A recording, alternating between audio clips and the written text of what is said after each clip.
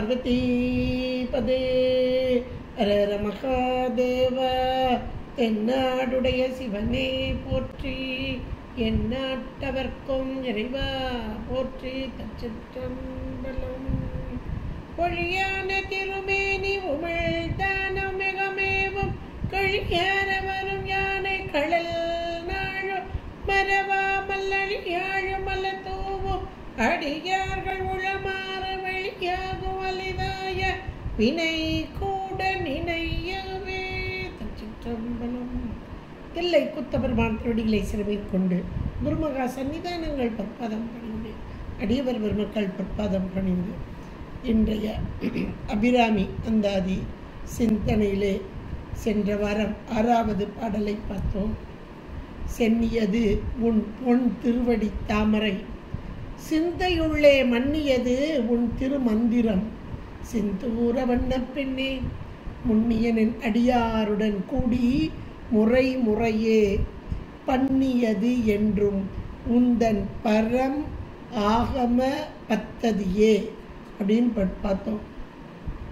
மனம், வாக்கு, காயம் இந்த 3 அம்மையை வழிபடும் முறையை இங்கே மிக அழகாக நமக்கு இந்த பாடலிலே படம் பிடித்து காண்பிக்க. ஏன்னா அவர் அந்த வழிபாட்டில் இருக்கிறார். சதா காலமும் மனதிற்குள்ளேயே நினைந்து உருகி இருக்கும் இந்த அடியார், அந்த அடியார்களோடு கூடியிருக்கும் அந்த நிலையையும் எடுத்து சொல்கிறார். ஏன்னா இந்த மனமானது உலகியலில் இருந்தால், ஆனால் அவர்களுக்கு அப்படி இருக்காது. அவங்களாம் ரொம்ப பக்குவம் வாய்ந்தவர்கள். இருந்தாலும் நம் போன்றவர்கள், இப்போ இறை வழிபாடு நன்றாக செய்பவர்கள், அப்புறம் உலகியலுக்குள்ள வரும்போது அந்த தாக்கம் வர வர வர கொஞ்சம் அப்படியே கோவிலுக்கு செல்வது, இப்படி படிக்கிறது, இதெல்லாம் கொஞ்சம் நிறுத்திடும். அது எல்லாருக்கும் ஒரு இயல்பு.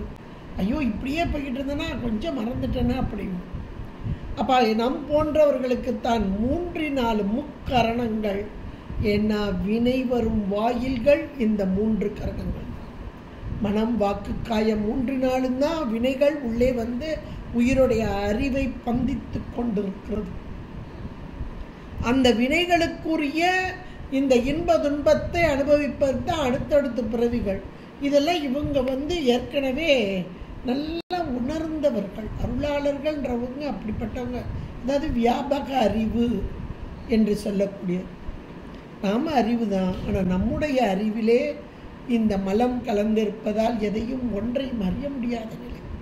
அவர்களோ சதா காலமும் அம்மையை துதித்து கொண்டிருப்பதால் வியாபக அறிவை பெற்றவர்கள்.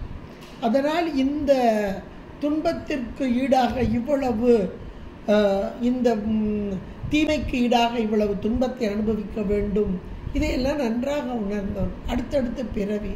அப்போ இதிலிருந்தெல்லாம் நம்மை காக்க வேண்டும் என்று அருள் உள்ளம், கருணை உள்ளம்.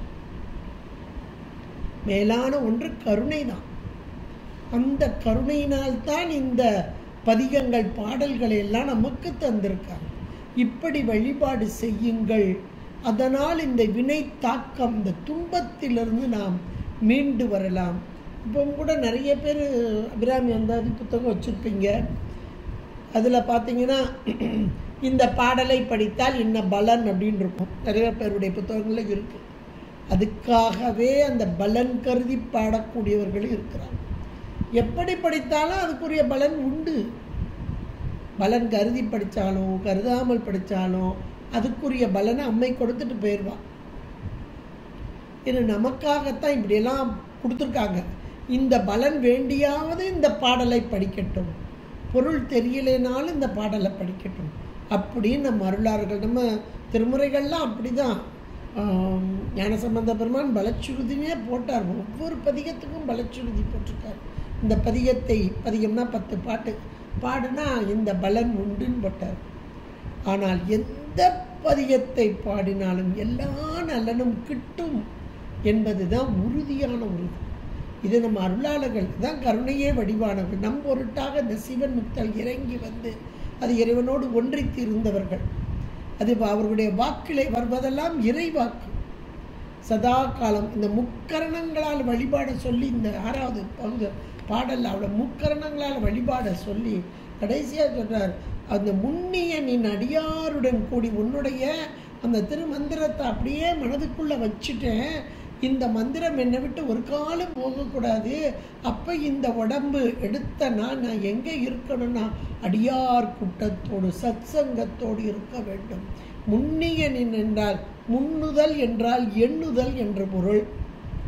சதா காலமும் அம்மையுடைய திருவடியே எண்ணிக்கொண்டிருக்கும் அந்த அடியாரோடு கூடி நின்று முறைமுறையே பண்ணியது. அந்த முறையின் வழியாக, ஏன்னா இந்த பதியங்கள்லாம் பாடல்கள்லாம் முறையாக சொல்லுதல், இடைவிடாது சொல்லுதல், இப்படி சொல்ல வேண்டும் என்று சொல்லுதல்.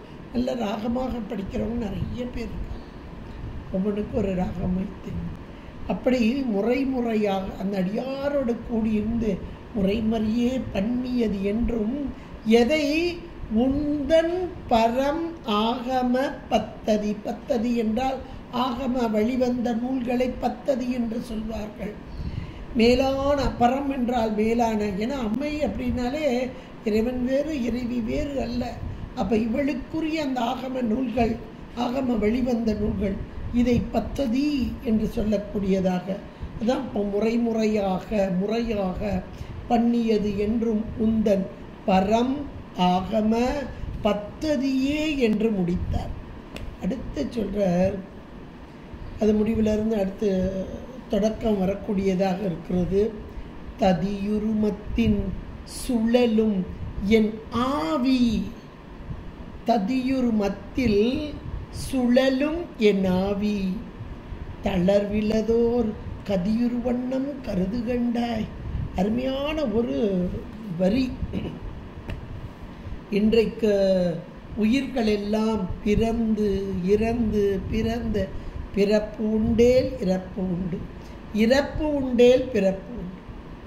மாறி மாறி மாறி பிறந்தும் இழந்தும் இறந்துமாக அந்த சுழன்று கொண்டு, அதுக்கு கூட செக்கு மாடும்பாங்க.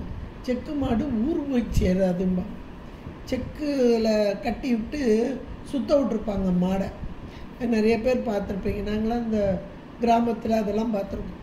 அந்த மாடு சுற்றி சுற்றி தான் வரும். இதை கொண்டு போய் வண்டியில் வண்டிக்குன்னு ஒரு மாடு வச்சுருப்பாங்க, செக்குக்குன்னு மாடு வச்சுருப்பாங்க, வண்டிக்குன்னு வேறு மாடு வச்சுருப்பாங்க. இந்த செக்கில் இருக்க மாட்டை கொண்டு போய் வண்டியில் போட்டுனா இதுக்கு எப்போவுமே என்ன ப்ராக்டிஸ்? சுற்றி சுற்றி வர்றதா ப்ராக்டிஸ். அதனால் இப்படி சுற்றி சுற்றி தான் வருமே ஒழிய குறிப்பிட்ட ஊரை போய் சேராது. அடுத்து இங்கே ஊர் என்பது மேலான முக்தி, இறைவன் திருவடி. இங்கே மாடு என்பது ஆன்மாக்களாகிய நாம் தான். மீண்டும் மீண்டும் இங்கே நல்வினை தீவினைகளை செய்து கொண்டு அதனால் நன்மை தீமைகளை அனுபவித்து கொண்டு, இதெல்லாம் அப்படியே சஞ்சீதத்திலேருந்து பிராரப்தம், பிராரப்திலேருந்து ஆகாமியம், அப்படியே ரொட்டேஷன் சுற்றி சுற்றி வரக்கூடிய பிறவி சூழல் தான். இவர் போய் அவராய், அவர் போய் இவராய், ஒரு தாய் இரு தாய் பல கோடியதாய், எத்தனை தாய் வயிற்றில் பிறத்தல். இந்த மாதா உடல் சலித்தாள், வல்வினையேன் கால் சலித்தேன், வேதாவும் கை சலித்து விட்டான. எழுதி எழுதி எழுதி நம்ம தலையெழுத்தை எழுதி எழுதி அவனுக்கே போங்கடா கையே வலிச்சு போச்சு, எத்தனை தடவை தான் உங்கள் தலையெழுத்து எழுதுறது அப்படின்னு சலித்து போய் உட்காந்துட்டான் பிரம்மாவும். எவ்வளோ ஒரு அருமையான வரிகள் பாருங்க. 84 லட்சம் யோனி பிறவியை கடந்த இந்த மானுட பிறவியை நாம் அடைந்திருக்கிறோம் என்றால் எப்படி என்றால், புல்லாகி பூடாகி புழுவாகி பல்விருகமாகி பறவையாகி பாம்பாகி கல்லாய் மனிதராய் பேயாய் கணங்களாய் வல் அசுரராகி முனிவராய் பேயாய் கணங்களாய் வல் அசுரராகி முனிவராய் தேவராய் செல்லா நின்ற இத்தாவர சங்கமம். எல்லா பிறப்பும் பிறந்து இழைத்தேன், எல்லா பிறப்பும் பிறந்து இழைத்தேன். இந்த வார்த்தையை தான் அப்படியே இவர் கொண்டு வர்றார். ததியுரு மத்தில் சுழலும் என் ஆவி தளர்வு இலதோ. ஒரு அந்த காலத்துலலாம் தயிரை கடைவாங்க.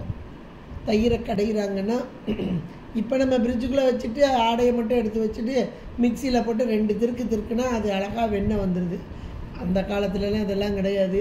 மண்பானையில் ஊற்றி வச்சுருப்பாங்க. மாடு வச்சுருக்கவங்களுக்குலாம் தெரியும், ஊற்றி வச்சுருப்பாங்க. அது அந்த காலையில் வெயில் வர்றதுக்கு முந்தி கடைஞ்சால் தான் வெண்ணெய் திரண்டு வரும். அதனால் காலையில் உட்காந்து கடைவாங்க. அது மாடு வச்சுருக்கவங்க பெரிய பானையாக வச்சுருப்பாங்க. அப்போ அந்த பெரிய பானையில் மத்து வச்சு கடையிறது கஷ்டம். ஒரு மத்தை வச்சு ஒரு பக்கத்தில் ஒரு கம்பில் கட்டி விட்டு கயிறு, இப்படி 2 கயிறு இருக்கும், இப்படி கயிறு அப்போ இழுப்பாங்க, இழுத்து கடைவாங்க. அது நல்ல கிராமங்கள்லாம் உண்டு. மாடு பண்ணைகள் இப்படியெல்லாம் வச்சுருக்கவங்கள அதை பார்த்துருப்பேன். இப்போ இந்த இழுக்கிற நம்ம பார்க்கும்போது இந்த மத்து இங்கேயும் அங்கேயுமா அசையும். இப்படி இழுத்தா வலது பக்கம் இடது பக்கம் இப்படி கயிறை இழுக்கிறோம் இல்லையா? அப்போ அதே மாதிரி இந்த மத்து இப்படியும் அப்படியுமா அந்த தயிரில் கடந்து அசைஞ்சு வரும். அந்த மத்தென்ன தானாவா அசையுது? அது ஜடப்பொருள், அது அசையாது. அசைவிக்கிறது யாரு? அங்கே ஒரு பெண் உட்காந்து, ஒரு இறைச்சி அல்லது அந்த வீட்டு உரிமையாளர் அல்லது மாட்டு பண்ணைக்கு உரிமையாளர், அவள் உட்காந்து கடைவா. அதை நம்ம பார்த்துருக்கோம். அப்போ அந்த கடைய இந்த மத்து இங்கேயும் அங்கேயுமா வர அது ஒரு பெரிய ப்ராசஸ். அந்த காலம்லாம் 1/2 மணி நேரம் கூட ஆகும், இல்லைன்னா 1 மணி நேரம் கூட ஆகும். கடைஞ்சி எப்போ நிறுத்துவாங்கன்னா இந்த வெண்ணெய் அப்படியே கலண்டு அந்த மோரில் ஒட்டாமல் மேலே மிதக்கும். இதுதான் நவநீதம் அப்படின்னு சொல்லக்கூடிய வெண்ணெய். அது ஒட்டாது. இப்போ அந்த மோருக்குள்ளே தான் இருந்துச்சு அந்த வெண்ணெய். இவ்வளோ நேரம் அதுக்குள்ளே இருந்ததை கடைய இப்போ இந்த நவநீதம் என்று சொல்லக்கூடிய இந்த வெண்ணெய் திரண்டு ஒன்றாக அந்த மோரில் ஒட்டாமல் அப்படி தனித்து மிதக்குமாங்க. இப்போ இவளுடைய வேலை முடிந்தது, நிறுத்திடுவா. இந்த கடையிற வேலையை நிறுத்திடுவா. அப்படியே வெண்ணெயை எடுப்பா, தனியாக பிரித்து கொண்டு. இதுதான் சரியான ப்ராசஸ். நம்மக்கிட்ட இன்னைக்கு இதுதான் நடக்கும். மீண்டும் உடல் கொடுக்கப்படுகிறது. படைத்தல், அந்த உடம்புக்குரிய காத்தல் இவ்வளோ காலம், அப்புறம் அதை ஒடுக்குதல், இந்த இடைப்பட்ட காலத்தில் மறைத்தல், அப்புறம் கடைசியாக இவ்வளவு ப்ராசஸ். 5 தொழில். இதை செய்பவள் யார்? அம்மை. இறைவனுடைய ஆற்றல், ஞானமே வடிவான பரம்பொருளான இறைவனுடைய ஆற்றல் தான் இங்கே செயல்பட.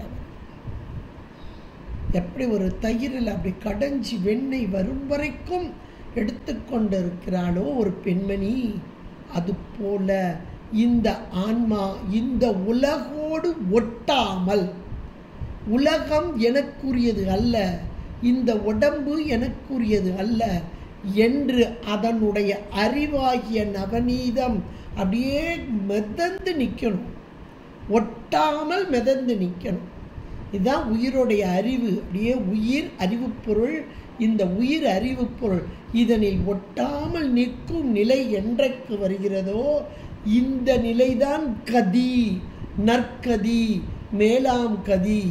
அதைத்தான் இங்க அழகா சொல்றார். கதியுரு வண்ணம் கருது கண்டாய். இப்படி ஒரு ஆன்மாவுக்கு உரிய கதி அடையும் வண்ணமாக. இப்போ இந்த ஆவி என்னத்துக்காக? ஒரு மத்து இங்கே அங்கேயும் அசைய அதுக்கு வலிக்குமா வலிக்காதா? அதே போல தான் அது கூட. மத்துன்றது ஜடப்பொருள், அதுக்கு கூட வலிக்காது. பார்க்குற நமக்கு ஐயோ இந்த தயிர் மத்துக்கு வாய் இருந்தால் கூட அழுதுரும். 1 மணி நேரமாக போட்டு கடையிற அப்படின்னு நம்மளும் சொல்லுவோம். நம்முடைய ஆவி இது உயிர் அறிவு பொருள். அறிவு பொருளுக்குத்தானே அனுபவம் உண்டு. அதைத்தான் இங்கே ததியுறு மத்தின் சுழலும் என் ஆவி, அந்த என் ஆவினே போட்டார். ஏன்னா இந்த ஆவி தானாக செயல்படலை, இல்லை இந்த அம்மை தான் செய்யறா. அப்போ இந்த இடத்துல என் ஆவினே போட்டார். தளர்வு இலதோர் கதி. அப்போ தளர்வு, இந்த இவ்வளவு பிறந்து எழுச்சி அப்படியே ஒரு இழைப்பு, அந்த இழைப்பு நீங்கி, அந்த தளர்வு நீங்கி ஒரு கதி. ஏன்னா எந்த கதி? மேலான கதி, இறைவனுடைய திருவடி. இதுதான் மேலான கதி. அந்த கதியுரு வண்ணம் கருது கண்டாய் என்றால், அப்போ அம்மையுடைய இந்த தொழில் எப்படிப்பட்டதாக இருக்கிறது? உயிர்களாகிய நமக்கு கருணையே வடிவான அம்மை இந்த உயிர்கள் துன்பத்தை அடையக்கூடாது, துன்பமில்லாத அந்த தளர்வு இல்லாததோர் கதியை அடைய வேண்டும். உறும் வண்ணம், அந்த தளர்வு இல்லாததோர் கதி உறும் வண்ணம் கருது கண்டாய் என்றார். அந்த மேலாம் கதியை அடையும் வரைக்கும் இந்த ஆன்மாக்களுக்கு இந்த கீழான பிறவி மேலான பிறவி இதெல்லாம் ஒவ்வொன்றுமே பார்த்தீங்கன்னா அந்தந்த விடைகளுக்கு ஏற்றாற் போல சில கீழான பிறவியிலேருந்து மேலான பிறவி கிடைக்கக்கூடியதாக இருக்கும். சில மேலான பிறவியிலேருந்து அது ரொம்ப குறைவாக அப்படி போகும்னு சொல்லுவாங்க. அது மேலான நிலையில் இருக்கிறவங்க தவறுகள் சில லேசில் செய்ய மாட்டாங்க. அப்படியே செய்தால் அவர்களுக்கு கீழான ஒன்று தான், கீழான பிறப்பு தான். அந்த கீழான பிறப்பை அடைந்து தான் மீண்டும் மேலே ஏறி வரணும். அதுக்கு கூட நமக்கு இந்த தாயக்கட்டம் சொல்லுவாங்க. அது ஏணியில் ஏறி ஏறி ஏறி ஏறி போகிறது பரமபதம். பாம்பு கொத்திட்டுனா கீழே வந்து வந்து வந்து ஐயோ பாம்பு இறக்கிட்டேன், ஐயோ பெரிய பாம்பு இறக்கிட்டே போச்சு, வெளியவே வந்துட்டுமே, எவ்வளோ வருத்தப்படுறோம் பாருங்க. இதே போல தான் இந்த வார்த்தைகள் முழுக்க உயிர்களாகிய நம்மை வழி நடத்த வேண்டும், மேலான கதியை அடைய வைக்க வேண்டும் என்பதற்காக அம்மை இந்த பிறவி என்பது இந்த மாயையின் காரியமாகிய உடல், அதனை கொடுத்து இத்தனை காலம் வாழ வைத்து அந்த இன்ப துன்பங்களை அனுபவிக்க வைத்து அந்த இன்ப துன்ப அனுபவத்தினால் அந்த உயிர்கள் ஒரு பக்குவ நிலை, இந்த பக்குவம் தான் வெண்ணெய் திரண்டு வர்றது, பக்குவ நிலையை, அதாவது உலகம் என்னுடையது அல்ல அப்படின்ற ஒரு பக்குவ நிலை வந்த போது இறைவனோடு சேர்த்தல் அருளலாகி, அதான் கதியுறு வண்ணம் கருது கண்டா என்று சொல்லி இது ஒரு பெரிய ப்ராசஸ். நம்ம சைவ சித்தாந்தத்தில் சொல்லக்கூடிய ஐந்தொழில் புரியும் இறைவன் எம்பெருமான் அப்படின்னு நம்ம பார்த்துருக்கோம். தத்துவங்களில் வந்து உட்கார்ற அம்மா, பேரறிவும் பேராற்றலும் கொண்ட இறைவன் தத்துவங்களின் வண்ணமாக இருந்து தத்துவங்களோடு கூடியிருந்து, ஏன்னா உயிர்களுக்கு அனுகிரகம் செய்வதற்காக இருந்து தத்துவங்களை கூட்டி வைத்து, தத்துவங்களை கூட்டி வச்சோன்னுமே அதுக்கு அறிவு வந்துடாது, ஏன்னா அறியாமையில் கிடக்கும். தத்துவங்களை கூட்டி வச்சாலும் அப்பமும் அதுக்கு அறிவித்தல் என்ற ஒன்றை செய்து, இப்போ எவ்வளோ பெரிய ப்ராசஸ் பாருங்க. அப்போ இதில் யோசி பார்த்தோம்னா நம்முடைய வேலை எங்கேயாவது இருக்கான்னு தேடி தேடி தேடி தேடி பார்க்கணும். ஒன்று கூட இருக்காது. ஒன்று இதை நம்ம சித்தாந்தம் படிக்கும்போது உணரணும். உணர்ந்துட்டோன்னா ஆஹா நான் பெரிய ஆளுன்னு நினச்சேன், ஆகா நான் ஒரு இவ்வளோ நல்ல ஒரு அறிவு, நல்ல ஒரு உடல், நல்ல ஒரு அழகு, நல்ல ஒரு அந்தஸ்து, என்னால் இவ்வளோ செய்ய முடியும்னு நான் நினச்சேன். நான் வெறும் டம்மி பீஸுன்னு இப்போ தான் தெரியுது. எனக்குள் இருந்து இந்த இறைவன் என்னை நடத்தவில்லை என்றார். என்னால் எதுவும் செய்ய முடியாதுன்ற ஒரு ஆணித்தரமான ஒரு எண்ணம் இதில் வரணும், இந்த வார்த்தையில் வரணும். அத்தனையும் அவன் உள்ளேருந்து அம்மை தான் செய்கிறான். நமக்கு சைவ சித்தாந்தம் ரொம்ப அழகாக சொல்லுது. அருள், அது அருள் இறைவனுடைய கருணை, அது சக்தியாகும் அரண் தனக்கு. அப்போ அந்த இறைவனுடைய ஆணையின் வண்ணமாக அம்மை செயல்பட்டு கொண்டிருக்கிறார். எதற்கு? இந்த ஆன்மாக்களாகி நாம் கதி உற வேண்டும், நற்கதி, மேலாம் கதி, இறைவனை அடைய வேண்டும். அதற்காக, இப்படி அடைவதற்காக அவள் எப்படி செய்கிறார்? முதல்ல இந்த ததியுருமத்தின் அப்படின்னு போட்டார், இது போல அப்படின்னு போட்டார். அப்படிப்பட்ட அம்மை இந்த நடத்துதல் அப்படின்றது 5 தொழிலை நடத்துதல். இப்போ இந்த 5 தொழிலை எப்படி நடத்துகிறா? ஏன்னா இவளுடைய பெருமைகளைத்தானே வரிசையாக பட்டியல் போட்டுக்கிட்டு வர்றார். அப்போ அந்த 5 தொழிலையும் நடத்தும் போது அம்மை எப்படி நடத்துகிறாள் என்பதை அடுத்த வரியில் ரொம்ப அழகாக சொல்கிறார். அடுத்த வரியில் கமலாலயன், கமலம் அயன், கமலம் என்றால் தாமரை மலரின் மீது விற்றிருக்கும் அந்த பிரம்மா, அயன் என்றால் பிரம்மா, கமலாலயனும் மதி உரு வேணி, வேணி என்றால் கற்றை சடை, வாச்சடை வேணி. அங்கே மதி, மதி என்றால் அங்கே சந்திரனை கொண்ட இளமதி சூடிய இறைவன் எம்பெருமான். அதான் மதி உரு வேணி, வேணி என்றால் கற்றைச்சடை. அப்போ தாமரை மலரின் மீது விற்றிருக்கும் பிரம்மா மதியுரு வேணி மகிழ்நன். நல்ல வார்த்தை, இது ஒரு அருமையான வார்த்தை. மதியுரு வேணி மகிழ்நன்.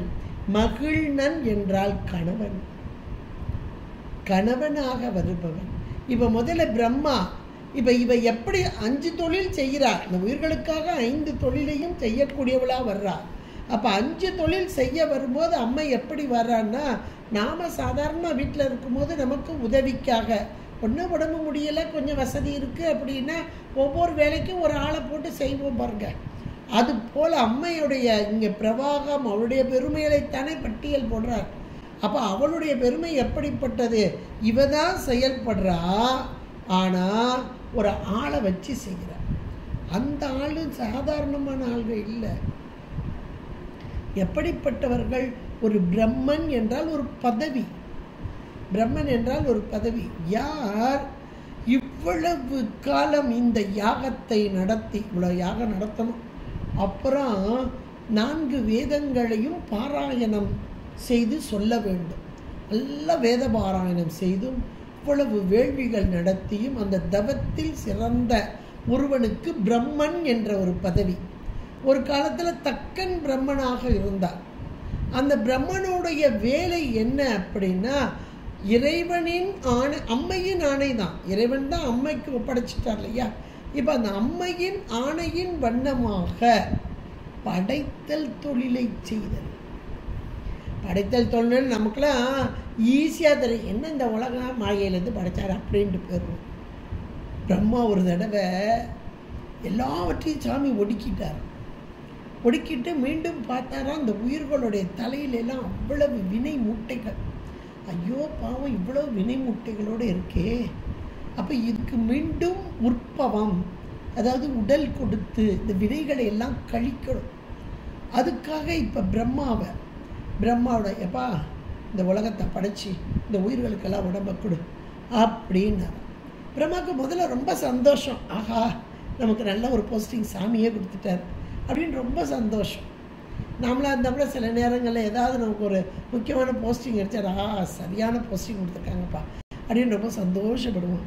ஆனால் அந்த வேலை செய்யும்போது தான் என்ன கஷ்டன்றது செய்தவர்களுக்கு நல்லா தெரியும். பொறுப்பான வேலை, அது சாதாரணமானதெல்லாம் இல்லை. பொறுப்பான வேலையை செய்யும்போது அப்போ அந்த பொறுப்பான வேலை பிரம்மா பார்த்தா அவ்வளோ பேர் தலையில் இருக்கிற வினை. ஏன்னா ஒருத்தருடைய வினை இன்னொரு ஆளுக்கு போயிடக்கூடாது. அந்தந்த வினைக்கு தகுந்தாற் போல உடம்பை கொடுக்கணும். ஒன்று கூட மாறிடக்கூடாது.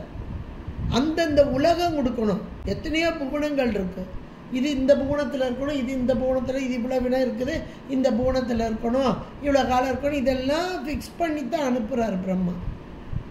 அப்போ ஆகா, கோடி கோடி கணக்கில் இருக்க உயிர்கள், ஒவ்வொரு தலையில் இருக்கக்கூடிய வினை மூட்டைகள், இவ்வளவுக்கு உடம்பு கொடுக்கணும்னா சாமி என்னால் முடியாதுப்பா அப்படியே தள்ளண்டு போய் உட்காந்துட்டாராம். என்னால் முடியாதுப்பா சாமின்னு உட்காந்துட்டாராம் சாமியோட திருவடி. சாமி பார்த்தாரு, சரி போ பிரம்மபுரத்தில் அங்கே சீர்காழி, அங்கே போய் வழிபாடு செய் என்று சொல்ல, இந்த சீர்காழியில் வந்து சிவலிங்கம் அமைத்து வழிபட்ட பிரம்மன். அதனால தான் அதுக்கு பிரம்மபுரம் என்றே பெயர். வழிபட்டு அந்த பேரு பெற்றான். அதன் பின்பாக அப்போ அந்த வழிபாடு, அந்த தவம், இந்த இடத்துல சிவ பூஜை தவம் செய்ததால் இந்த உடல் கொடுக்கும் ஒவ்வொரு உயிர்களுக்கும். அப்போ எத்தனை, ஒரு அறிவுலேருந்து 6 அறிவு, அப்புறம் அதுகளுக்கு தகுந்த உலகம். அது இவ்வளவு, இந்த உடல் இந்த இவ்வளவு காலம் இந்த உலகத்தில் இப்படி விடைகளோடு இன்பதுன்பத்தை அனுபவிக்க வேண்டும். எல்லாத்தையும் எழுதி அந்தந்த தலையில் எழுதி, பிரம்மாவுடைய எழுத்து இது யார் எழுதும் போதே சாமி ஒரு கணக்கு சொல்வார். ஏய் நிறுத்து, இந்த தலையில் இதை எழுதாத அப்படின்ட்டுருவார். அப்போ நிறுத்திடணும். அப்போ இவன் கணக்குப்படி வராது, சாமி சொல்கிற கணக்கில் தான் வரும்.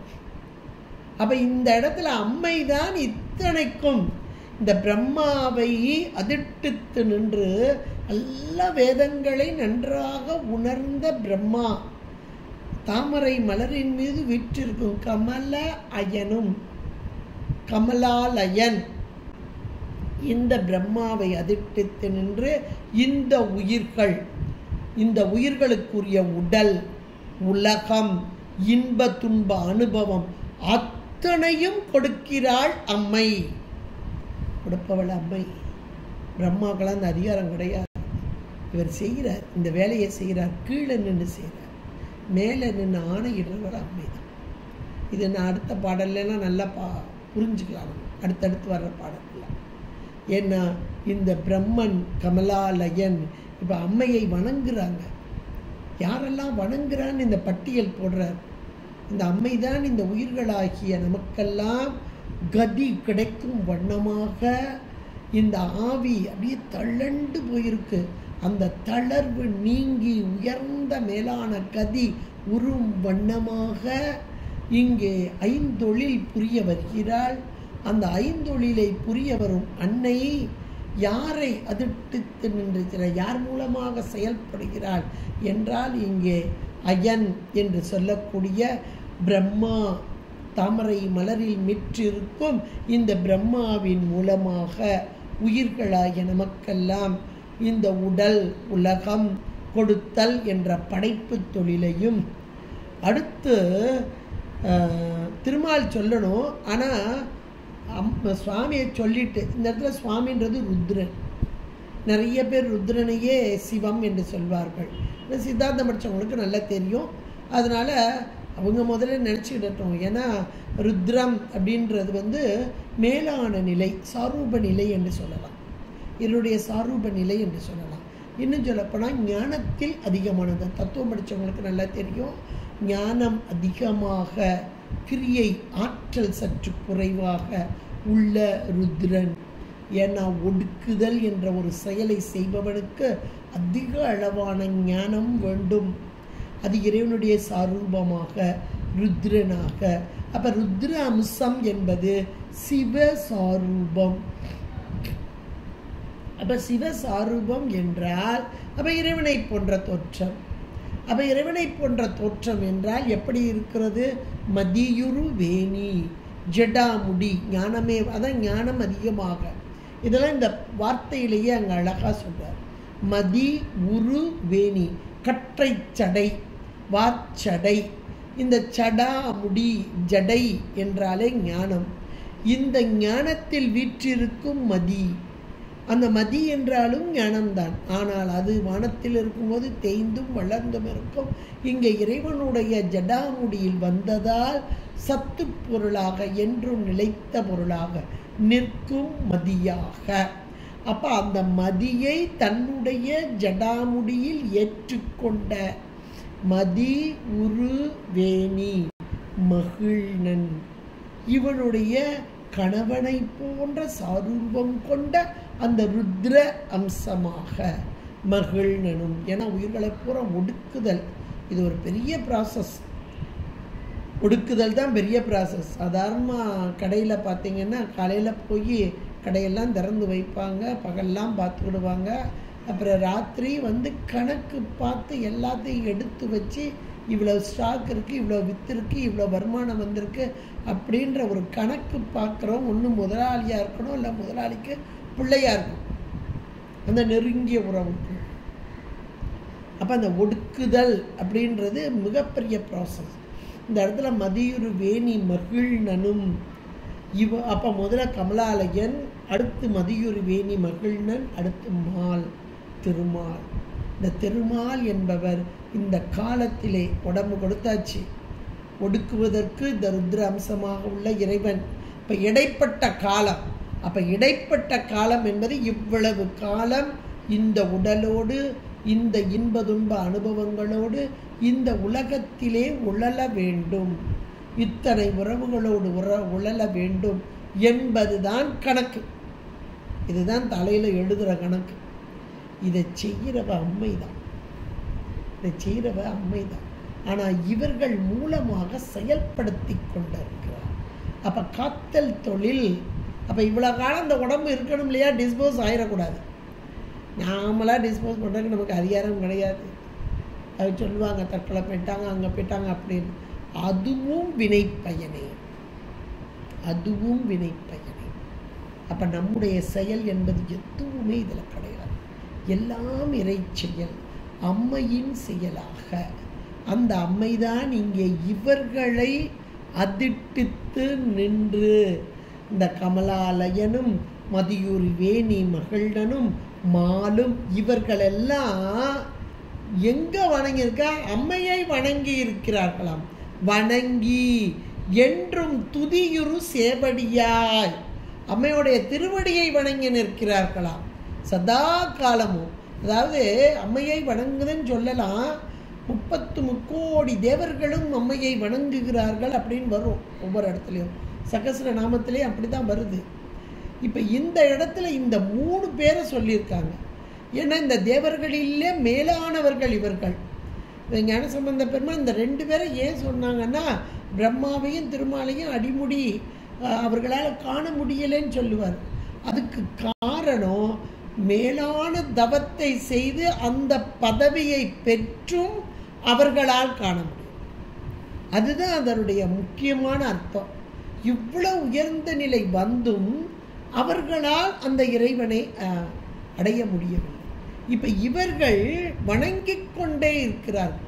எதுக்காக வணங்குகிறார்கள்? நம்ம அப்போதே பார்த்தோம், இந்த பிரம்மா அப்படியே உட்கார்ந்துட்டார். ஆஹா, இவ்வளோ உயிர்களுக்கு எப்படி உடம்பு கொடுக்கிறது? அப்போ தானே இறைவன் இங்கே வழிபாடுன்னு சொன்னார். இப்போ இந்த உயிர்களுக்கெல்லாம் அடுத்து அடுத்து அடுத்து அடுத்து உடல் கொடுக்கணும். அப்போ அம்மையை வணங்கி அவளுடைய கருணை அருள் அதை பெற்றால் அன்றி இந்த உயிர்களுக்கு உடம்பு கொடுக்க முடியாது, கொடுத்த உடம்பை பாதுகாக்க முடியாது, ஒடுக்க முடியாது. அத்தனைக்கும் காரணம் அம்மைதான். இவ தானே நின்று செய்கிறார். இவ இங்கே சொல்லலைன்னா இங்கே எந்த வேலையும் நடக்காது. அதனால் இவளை துதித்து வணங்கி கொண்டிருக்கிறார்கள். எவ்வளோ ஒரு அருமையான வரி. அப்போ அந்த 3 பேருமே 33 கோடி தேவர்கள் என்று சொல்லலாம். அதை காட்டிலும் இந்த 3 பேரும் வணங்குகிறார்கள். வணங்கும் சேவடி, அம்மையுடைய சேவடியை சொல்றார். துதி உரு சேவடி, சேவடியாய் அப்படிங்கிறார். அப்போ சதா காலமும் அந்த திருவடியே வணங்கி கொண்டிருக்கிறார்கள். அப்போ சதா காலமும் வணங்கி கொண்டிருக்கிறார்கள் என்றால், அதாவது ஒரு அதிகாரி கலெக்டர்னு வச்சுக்கிடுவோமே, ஆஃபீஸ்குள்ளே இருக்கிறார்.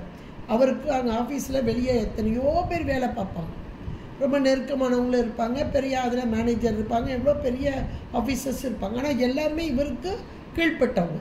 இப்போ எல்லாருமே எப்போ இவர் வருவார், அது கலெக்டர் வருவான்னு காத்திருப்பாங்க. வந்தோடனே முதல்ல விஷ் பண்ணுவாங்க. அதுக்கப்புறம் அவங்கவுங்களுக்குரிய கோப்புகளில் கையெழுத்து வாங்கணும். வரிசையாக நின்று தான் அவங்களுமே வாங்க முடியும். இது எல்லாமே சாதாரணமான ஒரு ஆஃபீஸில் நம்ம பார்க்குறோம். ஒரு அதிகாரி, பெரிய அதிகாரினா சாதாரணமான உலகியல் நிகழ்விலேயே ஒரு பெரிய அதிகாரியை அண்டி நிற்கக்கூடிய இந்த அலுவலர்கள், அது மேலான அலுவலர்கள் இருக்கலாம், கீழான அலுவலர்கள் இருக்கலாம், அவங்கவுங்களுக்குரிய கோப்புகள் அதிலெல்லாம் கையெழுத்து போடணும். அதுக்காக காத்துக்கிட்டு இருப்பாங்க. அதே போல் இவர்களுக்குரிய டிபார்ட்மெண்ட், 3 டிபார்ட்மெண்ட் இருக்கு இல்லையா, படைத்தல், காத்தல், அழித்தல்ன்ற 3 டிபார்ட்மெண்ட். எத்தனை உயிர்கள், அவ்வளவுக்கு உடம்பு கொடுக்கணும், கொடுத்த உடம்பை பாதுகாக்கணும், அப்புறம் அதை ஒடுக்கணும். எவ்வளோ பெரிய ப்ராசஸ் இது. அப்போ இதையெல்லாம் செய்வதற்கு அம்மையின் அனுமதியும் அவளுடைய அருளையும் பெறுவதற்காக சதா காலமும் அம்மையுடைய திருவடி, திருவடி என்பது திருவருள் ஞானம். அந்த ஞானம் அம்மையுடைய ஞானம் அது இங்கே பதிவு கிடைத்தால்தான் இவர்கள் இந்த தொழிலை செய்ய முடியும். அதுக்காக நாம அந்த திருவடியைத்தானே வணங்குறோம். ஆனால் அவங்க அந்த தொழிலை செய்து அந்த பதவியை தக்க வைத்து கொள்ள வேண்டும் என்று அங்கே வணங்குகிறார்கள். ஆனால் அடியார்கள் எதை நிற்கிறார்கள்? அவங்களுக்கு பதவியாக வேணும். அம்மா ஒன்றுமே வேண்டாம். இப்போ அபிராமி பட்டர் அவர் எதை கேட்டார்? அம்மையிட்ட எதை கேட்டார்? எதை கேட்டாலும் கொடுத்துருப்பா. எதுவும் கேட்கல. நீ மட்டுமே அவளுடைய அப்படியே உருவகத்தை உள்ளுக்குள்ள கொண்டு வந்தார். அதுவும் அந்த உருவகமும் ஒளிக்கற்றையாக ஞானமே வடிவான அந்த நிலை. இந்த அடுத்த வரி கூட அதுதான் வருது. சதா காலமும் அந்த நிலையை உள்ளே வைத்து வணங்கி கொண்டு இருத்தல், அதுல வர்ற இன்பத்தை அனுபவித்த பெருமக்கள். அவ்வளவுதான். சதா காலமும் உள்ள வச்சு வணங்கிட்டாங்க அப்படின்னா அதுல வர்ற இன்பத்தை அனுபவித்தவர்கள் வேறு எந்த இன்பத்தையும் நாட மாட்டார்கள். ஏனென்றால் அந்த இன்பம் தரும், அந்த இறை வழிபாட்டிலே தரக்கூடிய இன்பம், அதாவது உள்ளுக்குள் வைத்து. இப்போ மனதுன்றது நமக்கு தெரியுது, அது கரணங்கள் தான். மனதில் வைத்து பூஜித்தல் நம்ம சொல்கிறோம். ஏன்னா நமக்கு இந்த அந்த கரணங்களை விட்டால் உயிருடைய அறிவு அதில் வைத்து வழிபடுதல் என்பதெல்லாம் நமக்கு இப்போதைக்கு புலப்படாது. ஆனால் இந்த அருளாளர்கள் உயிர் அறிவிலே பதிய வைத்து, அந்த உயிர் தானே அனுபவிக்கிற பொருள். இப்போ ஒரு பழம் சாப்பிட்றோன்னா ஆகா என்ன ருசின்னா உயிர் தான் அனுபவிக்குது. நாவின் மூலமாக இந்த சுவையை அனுபவிப்பது உயிர். அப்போ அந்த உயிர் அறிவிலேயே பதிய வைத்து அந்த உயிர் ஆனந்த நிலையை, அந்த ஆனந்த பரவசத்தில் இவர்கள் இருப்பார். நமக்கு இப்போ சகல நிலையில் இந்த ஆணவ மலத்தோடு கூடிய நமக்கு புரியாது தெரியாது. ஆனால் இந்த நூல்கள்லாம் அவங்க சொல்லி இருக்கிறது மூலமாக ஓரளவு ஆகா அவங்க என்ன நிலையில் இருக்கிறாங்க. நாம் இந்த மனதின் காரியமாக மனதுக்குள்ளே வச்சு பூஜித்தல் சாதாரண சொல்லும் போதே அப்படி தான் சொல்லுவாங்க. மனதுக்குள்ளேயே வச்சு பூஜிக்கணும், மனதுக்குள்ளேயே வச்சு பூஜிக்கிறேன், அம்பாளுடைய மனசை அம்பாளுடைய உருவத்தை மனசுக்குள்ளே வச்சு தியானிப்பேன் அப்படின்னு நம்ம சொல்லுவோம். அப்போ மனது நமக்கு தெரிகிறது கரணங்களில் ஒன்றா. ஏன்னா அந்த மனது தான் அப்படியே படம் பிடிக்க கருவி. இப்போ கையில் ஒரு செல்லு வச்சுக்கிட்டா செல்லை வச்சு ஃபோட்டோ எடுக்கிறோன்னு வைங்களேன். அதுபோல் இப்போ கண்ணுன்ற ஒன்று இந்த அப்படியே ஃபோட்டோ எடுத்து மனதில் கொண்டு பதிய வச்சுது. அப்போ இப்போ மனசு நினச்சி பார்க்கும்போது ஆகா என்ன அழகு இன்னைக்கு அம்பா, எவ்வளோ அலங்காரம் பண்ணியிருந்தாங்க, பார்த்துக்கிட்டே இருக்கலாம் போல இருந்தது. இப்படியெல்லாம் நம்ம நினைக்கிறோன்னா இந்த மனதில் அந்த பதிவு கண்ணுன்ற கருவி மூலமாக மனதில் பதிதல். அப்போ மனதில் இருக்கிறது அப்படியே சிந்திச்சு சிந்தையில் கொண்டு வந்து வைக்கிறது. ஆனால் இவ்வளோத்தையும் நினச்சி அனுபவிக்கிற பொருள் உயிர் தான். அது நமக்கு தெரியாது, உயிருடைய அறிவு தான். அப்போ இவங்க நல்லா தெரிஞ்சவங்க உயிருடைய அறிவிலேயே அந்த அம்மையை இருத்தி அம்மையை வழிபட்டார்கள். எப்படி வழிபட்டால் திருவடியைத்தான் வழிபட்டார்கள். ஏனென்றால் இந்த திருவடி ஞானம்தான் மேலான திருவருள். எல்லா உயிர்களுக்கும் நன்மை செய்வது இந்த திருவருள் ஞானம் இல்லையேல் மேலான கதியை அடைய முடியாது. இதை உணர்ந்தவர்கள் அவர்கள். அந்த மூன்று பேரும் நன்றாக உணர்ந்தவர். அதனால் இங்கே துதியுறு சேவடியாய் சதா காலம் துதிக்கக்கூடிய திருவடியை உடைய அந்த அம்மை எப்படி இருக்கிறாளாம். இப்போ முதல்ல இருந்து பாட்டில் நீங்கள் ஒவ்வொரு நாளும் பார்த்த ஒவ்வொரு பாடல், இப்போ 7வது பாடல் வந்துட்டு இவர் முதல் பாடல்லையே சொல்லிட்டார். அம்மையை இவர் உள்ளுக்குள்ளே வச்சு சதாகாலம் பூஜிக்கிறவர். அப்போ உள்ளுக்குள்ளே இருக்க அம்மை முதல் வார்த்தையே வெளிவந்தது. உதிக்கின்ற செங்கதிர் என்று வந்தது. சிவந்த, அதுவும் இளம் சிவப்பு நிறம் கொண்ட அம்மையாக. அம்மையுடைய நிறம் போனதை கூட அவங்க சொன்னாங்க. அதுக்கு இந்த 50வது பாடல் அதில் நல்ல ஒரு விளக்கமாக வருது. நாயகி நான்முகி நாராயணி கை நளின பஞ்சன் வருது. ஒவ்வொரு நிறம், இந்த ஒவ்வொரு நிறம் என்பது எந்தெந்த ஆன்மாக்கள் எந்த பக்குவத்தில் இருக்கிறதோ அந்தந்த ஆன்மாக்களுக்கு அந்தந்த இடத்திலே அந்தந்த நிறமாக இருந்து அருள் பாலிக்கும் தன்மை. அது நம்ம ஆடல் வெள்ளான்ற புஸ்தகம் யார் வச்சுருந்தீங்கனாலும் படிங்க. இறைவனுடைய நடனமும் அதை போல ஒவ்வொரு இடத்துலையும் அதற்கு தகுந்தாற் போல அந்த லிங்கமும் அமைஞ்சிருக்கும். அப்படி கீழேருந்து அப்படி ஒன்றொன்னா வரும். இப்போ இந்த இவர் பார்க்குற இடம் எங்கே? இந்த மேலான சகசிர தலம், இது துவாதசாந்தம் அப்படின்னு சொல்லக்கூடியது. இந்த இடத்துல அம்மையை பார்க்குறார். அப்போ இந்த இடத்துல இருக்க அம்மையர் முதலே சொல்லிட்டாரு, உதிக்கின்ற செங்கதிர். அப்படியே இளம் சிவப்பு நிறம் அப்படின்ட்டார். ஏன் இளம் சிவப்பு நிறம் அப்படின்ட்டாருன்னா, இறைவன் வேறு இறைவி வேறு அல்ல, திருவருள் மயமாக இருக்கும். இந்த திருவருள் தான் அந்த சிவத்திட, ஏன்னா பேர் ஆனந்தம் கொடுக்கும் பொருள் அந்த சிவம். அது செம்மேனி அம்மான், சிவந்த நிறம் கொண்டது. இந்த சிவந்த நிறம் என்பது சத்து பொருள், என்றும் மாறாத தன்மை உடைய பொருள். என்றும், இதுதான் ரொம்ப ரொம்ப முக்கியம், என்றைக்கும் மாறாத சத்து தன்மை. இப்போ உயிர்கள் எப்படிப்பட்டது? சார்ந்ததன் வண்ணமாக, இங்கே சாரும்போது இது, இங்கே சாரும்போது இது, அப்படி மாறக்கூடியது. ஆனால் இறைவனோ எந்த காலத்திலும் மாறாத தன்மை. அந்த இறைவனின் அம்சமாக இருக்கும் அம்மை. ஆனால் உயிர்களுக்காக இறங்கி வரும்போது எந்த நிலையில் இந்த ஆன்மாக்களுடைய பக்குவம் இருக்கிறதோ, ஆன்ம அறிவு, அந்த அறிவுக்கு ஏற்றாற்போல அருள் செய்யும் நிலையிலே அம்மை ஒவ்வொரு பெயர், ஒவ்வொரு இடத்துலையும் பாருங்களேன், ஒவ்வொரு திருநாமம், ஒவ்வொரு ஸ்வரூபம். இன்னும் சொல்லப்போனால் முன்னாடி இருக்கிற வாகனம், நீங்கள் நிறைய கோவில்களுக்கு போங்க, முன்னாடி இருக்கிற வாகனத்தை வச்சு அம்மையுடைய நிலையை கண்டு கொள்ளலாம். சிம்ம வாகினியாக வருபவள், சிம்மத்தின் மீது ஏறி வருபவள். இது முதல் நிலையில் உள்ள சகலவர்க்க ஆன்மாக்களாகிய நாம் காடு போன்ற அடர்த்தியான இந்த உயிருடைய அறிவு. இந்த காட்டில் இருக்கிறது எது? மிருகங்கள். இந்த மிருகங்களை எல்லாம் அடக்கி ஆள்பவள் இவள், அந்த இருளை நீக்குபவள் இவள். அதனால் முதல் நிலையில் சிம்ம வாகனம் கொண்டவளா. இப்படி ஒன்றுனா வரும். வந்தனா நீங்கள் மேலான திருக்கோவில்கள்லாம் போய் பார்த்தீங்கன்னா முன்னாடி ரிஷப வாகனம், அம்மைக்கு முன்னாடி ரிஷப வாகனம் இருக்கும். நிறைய நம்ம சிவாலயங்களில் ரிஷப வாகனத்தை நீங்கள் பார்க்கலாம். அப்போ ரிஷப வாகனம் வந்து விட்டது என்றால் இவள் இறைவனின் கூறாக செம்மை நிறம் கொண்டவளாக, அம்மையின் இறைவனின் ஒரு பாகத்தை விட்டு பிரியாதவளாக, அந்த இறைவனின் வடிவமாக, இறைவனின் குணமாக, கருணையே வடிவமாக இருக்கும் அம்மை என்பதை உணர்ந்து கொள்ளலாம். இதான் இறைவன் செம்மேனி அம்மான். இந்த அம்மை எப்படி இருக்கிறா? சிந்தூர ஆனன சுந்தரி.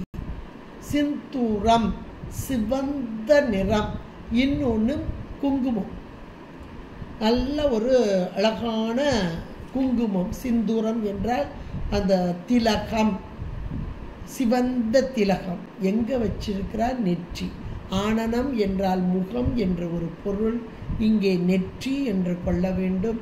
அப்போ அந்த சிந்தூர திலகத்தை அங்கே நெற்றியிலே கொண்ட அம்மை என்பதாக ஒரு அழகான இந்த ஒரு வார்த்தையிலிருந்து இவர் அம்மையை கண்ட நிலை.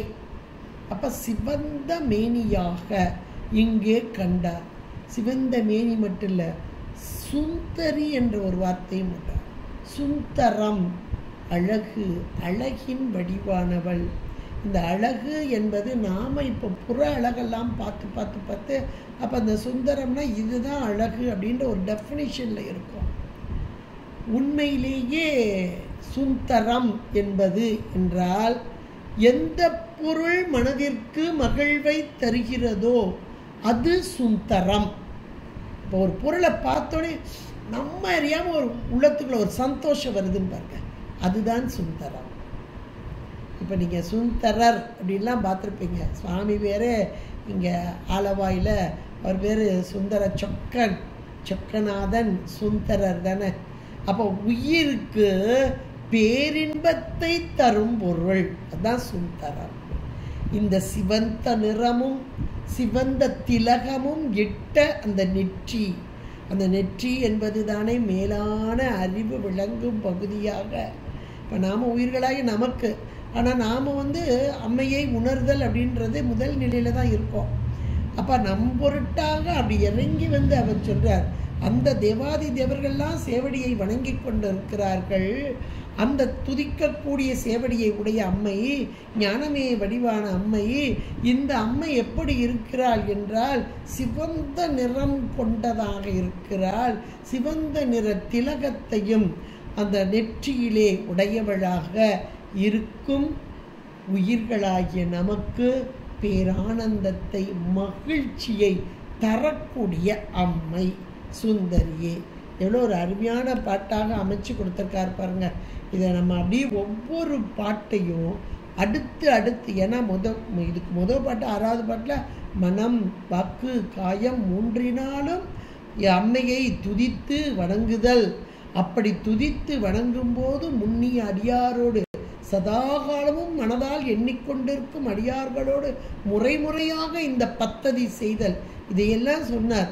எதுக்காகன்னா இந்த அம்மையோடைய பெருமைகளை அடுத்து சொல்லணும் அப்படின்றதா இந்த பாட்டை அடுத்து வச்சார். அதான் அந்த அந்தாதி பாடல் என்பது அந்தத்திலிருந்து ஆதிப்பாங்க. அந்தமான சொல் பதம் அது ஆதியாக வரும்பாங்க.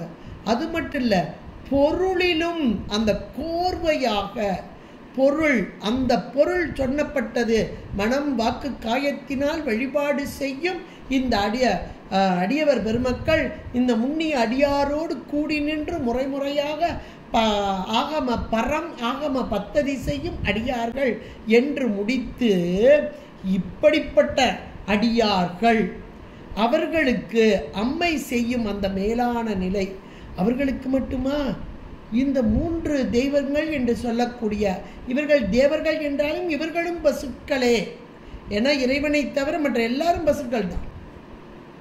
அப்ப இவர்களும் பசுக்களே. இவர்களும் இங்கே அம்மையுடைய திருவடியை வணங்கி கொண்டிருக்கிறார்கள். மேலான ஞானம் தரும் அந்த திருவடி, அந்த திருவடியை வணங்குதல்.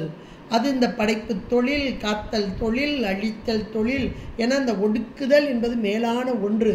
அதை இங்கே ருத்ர அம்சமாக உள்ள அந்த இறைவனுக்கு கொடுக்கப்பட்டது. இறைவனுடைய அம்சமாக உள்ள ருத்ரனுக்கு. அதுக்கு தான் இந்த ஒரு அடைமொழி மகிழ் உறும் மதியுருவேணி. மதியுருவேணி மகிழ்நன் 2 வார்த்தை அங்கே அடைமொழியாக அங்கே கொடுக்கப்பட்டது என்றால் அப்படிப்பட்ட ருத்ர அம்சம். அடுத்து மால், அங்கே காத்தல் தொழில். இவர்களெல்லாம் வணங்கி என்றும் துதிரும் சதாகாலம் துதித்து வணங்கக்கூடிய சேவடியை உடைய அம்மை எப்படிப்பட்டவளாக இருக்கிறார்?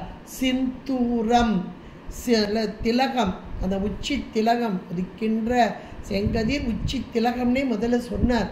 அப்போ அந்த திலகம் எப்படி இருக்கிறது? சிந்தூரம் என்று சொல்லக்கூடிய சிவந்த வண்ணம்.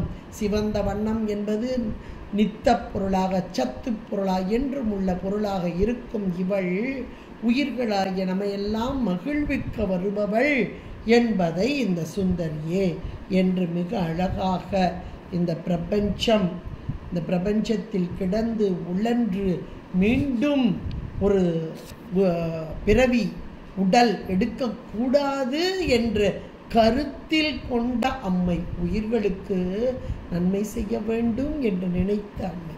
அதனால தான் அந்த தயிரில் ததியுருமத்தின் ஒரு அருமையான ஓமையாக என்னைக்கு வெண்ணெய் விரண்டு வருதோ அன்னைக்கே அதை வச்சுட்டு அடி போயிடுவாங்க.